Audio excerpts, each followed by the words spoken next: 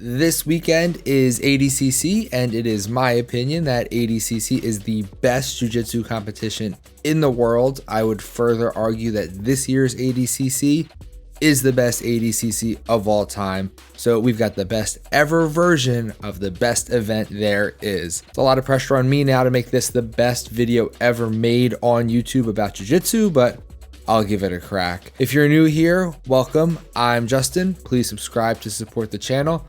I appreciate it. On top of all of the amazing athletes going to ADCC, do you know who else will be there? Epic Roll. That's right, you can stop in and meet Matt from Epic Roll and pick up some new gear while you're at it. You might not be competing at the most premier grappling event in the world, but that doesn't mean you can't look like and train like one of the best grapplers on the planet. And that's where Epic Roll can help. Not going to ADCC in person? EpicRollBJJ.com is the place to pick up gis, rash guards, fight shorts, t-shirts, hoodies, joggers, hats, anything you need on or off the mat, Epic Roll has. Plus, you can get 15% off at EpicRollBJJ.com with the code podcast15. Give Epic Roll a follow on Instagram at EpicRollBJJ and check out all of the things they are up to at ADCC this weekend. EpicRollBJJ.com. Coupon code podcast15. There is a lot to get into, so let's not waste any time. Let's get at it. Make sure you let me know down in the comments who you think will be winning this weekend. We've got 5 men's divisions, 2 women's divisions, the absolute division, and a super fight to preview. I guess we'll start with the men's and we'll go from lightest to heaviest. Men's 66 kilos might be the division I am most looking forward to. Ashley Williams, Cole Abate, Gabriel Sousa, Ethan Krelenstein, Gio Martinez, Gary Tonin are just a few of the names I'm excited to see in this division, and it's rounded out with some absolute killers. This division is also not going to feature the returning champion, Augusto Mendez, so there is some excitement in crowning a new king at 66 kilos. For me, there are 2 stories I'm really following in this division. Number 1, can Cole Abate become the youngest winner ever at ADCC? Number 2, can Gary Tonin survive the cut to 66 and have enough gas left in the tank to win the division? Cole Abate is 17 years old, and that is just depressing. He's half my age and would thrash me in a second. What's also wild about this ADCC is that Cole is only one of 5 potential competitors who, if they win their divisions, they could be the youngest person ever to win ADCC. But Cole is the youngest of that bunch, and his bracket at 66 kilos is the youngest bracket overall with an average age of just 26 years old. Cole already has wins over people competing at this year's ADCC in this division in Keith Krikorian and Gio Martinez. Can he string enough wins together to get through what I would think is the best division in the whole tournament? I think he can, but I don't know if he will. This brings me to Gary Tonin. Gary actually placed 3rd in the 77 kilo division at the last ADCC, but he's dropping to 66 this time to avoid a potential matchup with his teammate Oliver Taza at 77. The biggest question mark here is the cut. I think overall Gary is the best grappler amongst this group. The issue is he's already looking super lean in the prep to get down to 66, so I don't know how much of a toll that will take on him. ADCC is a grueling affair, and competing in, again, what I think is the toughest division, Gary might be a little compromised. Will it greatly affect him? Will it not matter and he steamrolls everyone? I don't know. I'm not going to go through potential matchups for this division or for any division because, one, that would take a really, really long time, and I'm sure you don't want to hear me talk that long, but also by time you are enjoying this fine production by me, the brackets might be released and half of those potential matchups could never happen. I don't have the brackets right now, so I'm working a little blind here. But I will say I would love to see Cole versus Gary in the finals, and I hope that happens. I think I might end up saying this about each division as I come to it, but 77 kilos is also a massively stacked division. You'll probably get to the end of this video and think, well, Justin somehow thinks every division is the best one, I guess, and you'll probably be right. JT Torres, Oliver Taza, Cade Rotolo, William Tackett, Nicky Ryan, Micah Galvao, Lachlan Giles, Dante Leon, PJ Barch, just a few of the big names at 77 kilos. Micah Galvao is in that super young guy group that we just talked about, and if Cole doesn't win and Micah Galvao does, then Micah Galvao would be the youngest person to ever win at ADCC. On the opposite end of the spectrum at 77 is my buddy Lachlan Giles, who is the oldest competitor in that division at 36. And I say my buddy because we've spoken exactly 2 times for a total of about 1 hour, so naturally we're best friends. It's no secret if you've been following me for a while, I am a big Lachlan Giles fan, and I'm excited to see him compete.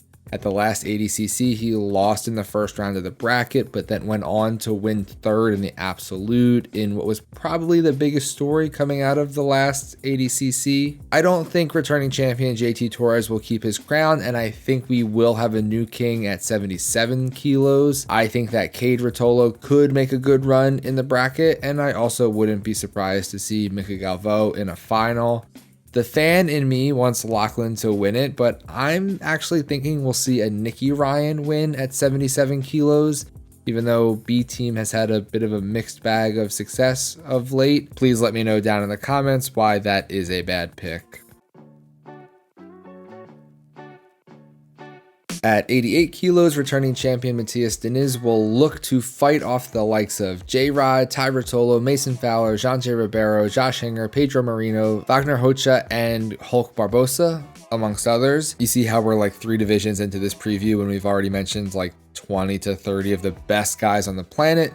ADCC is going to be wild. For me, I think 88 kilos is going to be the Mason Fowler Revenge Tour. At the last ADCC, Mason lost to Craig Jones. Then later in the year, he beat Craig Jones, albeit controversially, at Submission Underground. And then he settled the trilogy with a not controversial submission. Mason has been on a tear since the last ADCC, and I actually don't know if he's lost a match since then. Let me know in the comments if my memory is failing me here. Honestly, any of the people I mentioned in the beginning of this section could win. I don't want Wagner Hocha to win since, you know, the whole fight sports being terrible people thing. Janji is the oldest competitor in the whole tournament this time at 41 years old, so it's super cool to me to see him still competing at such a high level in his 40s. My official prediction is Mason Fowler wins it, but I think Matthias Diniz is not going anywhere quietly, so we might see him repeat as champion. We're officially getting to the big guys at 99 kilos. Nicholas Miragali, Kyle Bohm, Rafael Lovato Jr., Kainan Duarte, Yuri Simoes, Craig Jones. Not the most stacked division, but I mean, if this is a division we're considering light compared to the others, that should be more of a testament to how good every other division is at this event. Honestly, I think this is the prediction I'm most confident in. Craig Jones will win 99 kilos. Kainan, Kyle Bohm, Miragali, they all could give Craig Jones problems along the way, and I do think Nicholas Miragali is probably the best gi competitor on the planet right now, but his high-level no-gi competition resume isn't as deep as some of the other guys in the division. Again, the brackets haven't been released at the time of this recording, but if we can get Craig Jones versus Miragali in the finals, you won't hear any complaints from me. The final men's division, over 99 kilos, is our last male division before the absolute, and maybe I spoke a little too early in picking Craig Jones as my most confident pick because over 99 is Gordon Ryan's division, and I think he'll win it easily. Pre-ADCC, I'd say Felipe Pena is Gordon's biggest run for his money challenge, but after their match a few weeks ago, I don't think Gordon will have too much trouble against him should they meet. Nicky Rod versus Gordon would be a fun grudge match to see, but I think Gordon would win that too. I'd love to see lesser known Haisam Rita make a run and challenge for a win just to shake things up. But ultimately, I think Gordon will cruise to another ADCC title here. Now, in terms of the absolute, I also think this is Gordon's to win. Again, I'd love to see someone else beat him here. This is not me being a hater. I think Gordon is absolutely the best competitor on the planet right now. But for the pure entertainment side of things, I'd love to see Gordon in his athletic prime be defeated by someone and forge a new rivalry. If Gordon wins his division, beats everyone to win the absolute, beats Galvao in the super fight, I'm not sure what else there is for him to do or people for him to beat. But just as a fan speaking, if he loses, you've just brought in a lot more interest in future matches.